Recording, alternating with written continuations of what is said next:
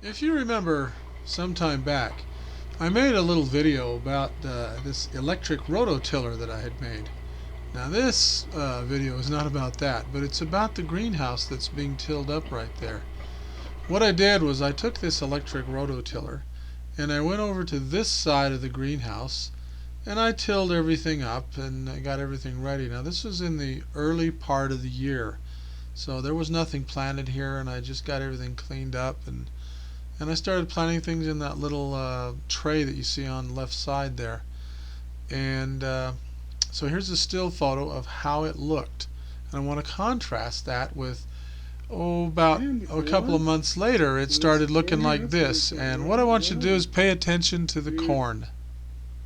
Look at that. Look how it's growing. Well, in case anybody ever asks you whether you can grow corn in a greenhouse, I think the answer is definitely yes. But the thing you've got to do is probably hand pollinate them because, well, you don't hand pollinate them because there's no wind in here, and these are wind pollinated. And what you need to do is get the pollen on these tassels, and where you get that from is the top of the plant. See, it's falling. Normally, it falls down from the top of the plant. And normally in nature it does that because the wind blows and it falls down. But you have to go through here and do that manually to make sure that they all get pollinated. But other than that, the corn here is growing quite well. So, there it is. And this is only July 2nd, I think. And I planted these in, I can't remember, March, April, something like that. It is the 7th of July in my greenhouse. Look at that corn.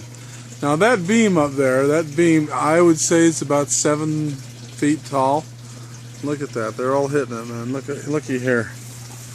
Look at the corn. They're tasseled out. Now watch this, if you can see it. There, look. I don't know if you caught that, but watch. You see that rain down? Look, I'll try it again. You see that rain? That's the pollen coming down.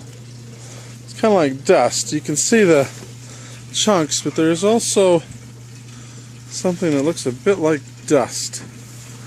That's the pollen. Let's see if we can get some more down here. Here we go.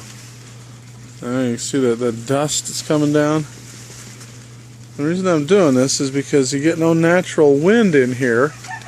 So there's nothing to knock that pollen down. It might come down by itself, but anyway. So there it is. And let's contrast this with that video I made about how the electric tiller.